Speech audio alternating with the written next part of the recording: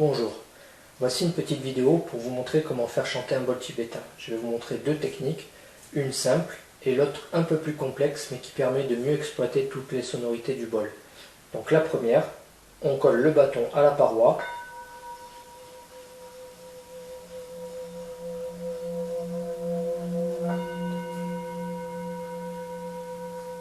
Voilà. En fait, il y a pas mal d'ondulations, de vibrations, donc pour éviter ça, pour avoir plus de sonorité, l'idée c'est de donner peut-être un petit coup dès le départ.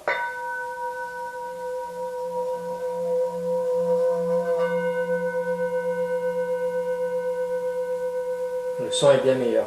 On peut utiliser côté bois. Moi je mets du scotch pour éviter les vibrations du bois sur le métal.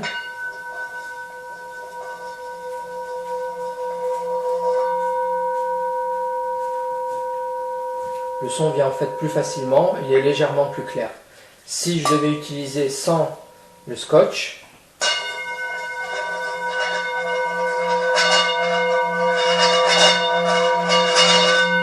voilà, on a vraiment beaucoup trop de vibrations et c'est pas agréable finalement. Deuxième technique qui est adaptée déjà pour les bols plus difficiles à faire chanter, car malheureusement pas tous les bols chantent facilement, et aussi pour exploiter toutes les sonorités d'un bol. Donc moi je tiens le bâton comme un stylo, assez fortement, de façon à ce qu'on puisse appuyer dessus. Il ne faut pas que ça bouge. Au lieu de mettre le bâton comme ça, donc je le mets pile au milieu du cuir et au niveau de l'arête du bol. L'idée va être de tourner toujours sur la même ligne de frottement. Pour cela, en fait, il faut bien bouger le bâton, mais avec le bras entier qui bouge, et pas qu'avec le poignet. Il ne faut pas mouliner, en fait, parce que si je fais ça, forcément, à ce niveau-là, j'ai moins de pression. Alors qu'en bougeant le bras, bien sûr que le poignet va s'incliner de cette façon, mais ça va être beaucoup mieux, en fait. Donc, je vous montre.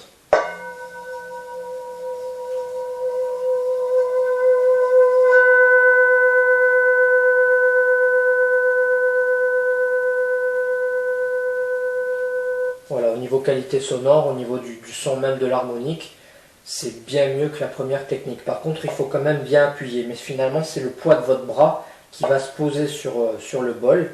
Il faut trouver un point d'équilibre, bien sûr tourner avec le bras entier, et là, à ce moment-là, vous arriverez à bien le faire chanter. Ce que je fais, la petite astuce, c'est d'amorcer en fait en donnant le petit coup au départ, mais j'évite de donner un coup et ensuite tourner, parce que résultat il y a trop d'ondulation, parce que le bol commence déjà à vibrer. C'est vraiment de donner un coup et tourner dans la foulée.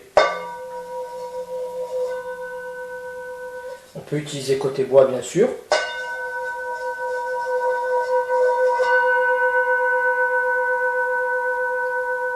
Alors l'avantage du bois, c'est qu'on va obtenir un son plus clair, et donc on va travailler un chakra différent, un chakra supérieur. Comme ça vraiment le bol il peut être utilisé pour plusieurs chakras à la fois. Enfin, en fait, pour taper un bol, le mieux c'est de tenir vraiment le bâton très légèrement, comme un balancier, et de taper dessus. Et éviter justement de tenir le bâton trop fort et de le taper directement comme si c'était un marteau sur un clou. Le son est trop aigu, et comme ça c'est la même chose, c'est pas pareil. Voilà, merci.